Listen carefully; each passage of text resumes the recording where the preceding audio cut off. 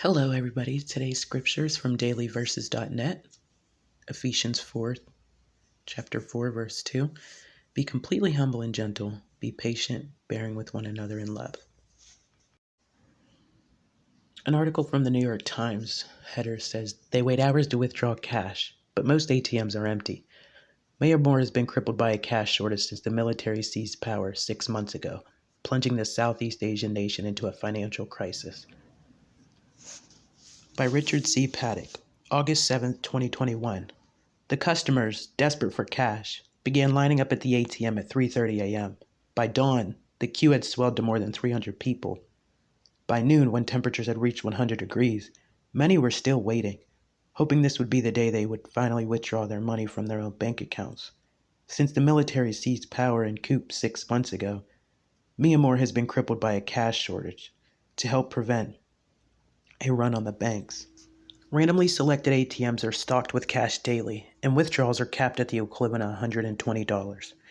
The economic fallout has had sweeping consequences. With cash in short supply, depositors can't withdraw their savings, customers can't pay businesses, and businesses can't pay their workers or creditors.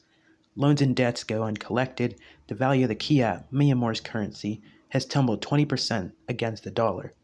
Fewer than 100 ATMs now have cash each day across the Southeast Asian nation.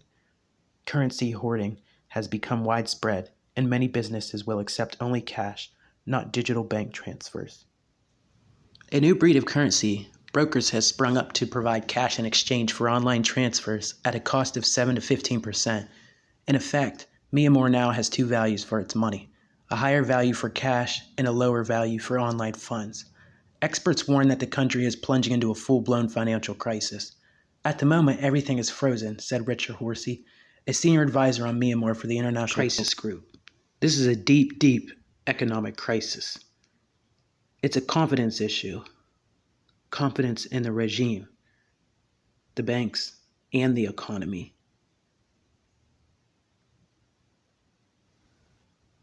Myanmar's economy began to expand about a decade ago when the generals relaxed their grip on the country after nearly 50 years of military rule.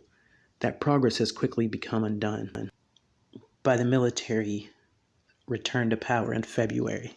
Confidence in the government and private banks has evaporated with the group in the killing of at least 945 people, most of them shot by soldiers during demonstrations. An anti-coup protest movement and general strike had paralyzed much of the economy, including closing nearly all the country's bank branches in the first months after the military takeover. Missteps by junta, such as restricting online payments, have contributed to the crisis in mid-March. The regime tried to stifle the civil disobedience movement by shutting down the mobile internet, but this blocked cell phone bank transfers, a popular and cashless way of making payments. When banks were closed, there was a general fear of not being able to get cash, said Vicky Bowman, director of the nonprofit Myanmar Center for Responsible Business and former ambassador to Myanmar from Britain. Then the government made it worse by turning off the mobile internet. That further increased the desire to have cash. The account holders of the Kanbaza Bank branch in Mandalay made a lucky guess when they lined up before dawn. Workers arrived late that morning and loaded the machine with kyat. The first 38 people in line got money. When Maya Twai Chi, the 39th customer, reached the ATM, it had run out. I feel like it's cursed, just being a Myanmar citizen, she said. Mostly I'm wasting my time at the ATM, but there is no other choice.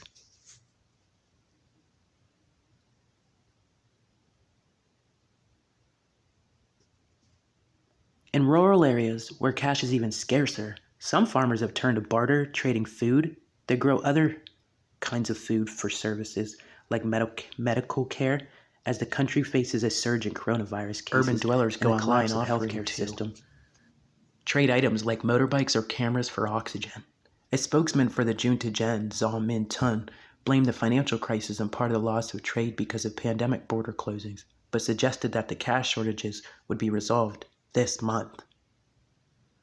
The Germany company which had supplied Myanmar with materials for printing money, halted all shipments in March because of the military's violent crackdown against civilians. But crisp, new banknotes printed on slightly different paper, believed to be from China, began appearing in circulation in June. Officials in Myanmar confirmed the central bank has started printing new money, but said they don't expect it to worsen the country's financial troubles. It is true that the central bank is printing new banknotes, said its vice president UN Thaw, but it is not undisciplined. It is calculated according to monetary policy and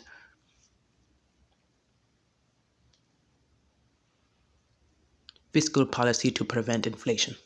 It is unlikely that the junta can print its way out of its economic predicament, said Yuhan Moing, an economist and former researcher at an economic policy think tank in Yangon. He predicted that the financial crisis will grow more severe in the coming months. The value of Myanmar's currency is going down, but it hasn't hit bottom yet, he said. The crisis can only be resolved with political change. One goal of the withdrawal restrictions is to reduce the amount of cash reaching the pro-democracy protest movement. Banks, like the ATMs, sharply limit the number of teller withdrawals and cap the amount at the equivalent of about $300. People who are sent money by the American company Western Union also have trouble collecting that money. Western Union relies on Myanmar banks to handle its transactions, but the banks have held on to much of the money transferred since the coup. Only a few dozen people can collect their money each day, and only for transfers of less than $425. If a transfer is larger, the entire amount is frozen. Well-connected brokers have had an easier time adjusting to the new way of doing business in Myanmar. Some brokers say privately that they get cash by having a bank manager a 3% kickback, high-ranking.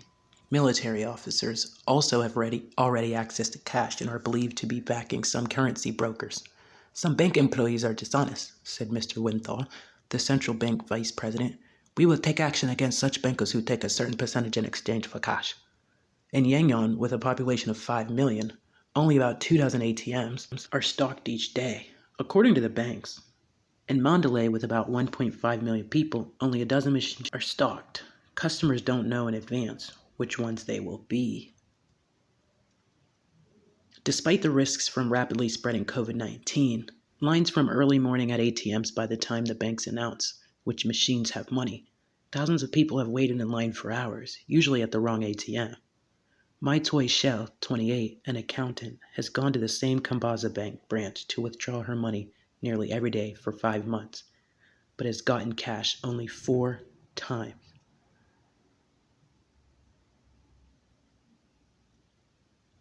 Customers like her have gotten used to a routine. At the head of the line, a currency broker acts as a self-appointed monitor and poses order by giving everyone a number, which he writes on their arms with a blue permanent marker. Then the customers settle in for the long wait. Some sit on their sandals, some sit on the ground. One woman in Mickey Mouse pajamas brought a blue plastic chair that she pulled along with a string when the line moved forward. With that said, I want to give time we should self-reflect and close with the daily verse, Ephesians chapter 4, verse 2. Be completely humble and gentle. Be patient, bearing with one another in love.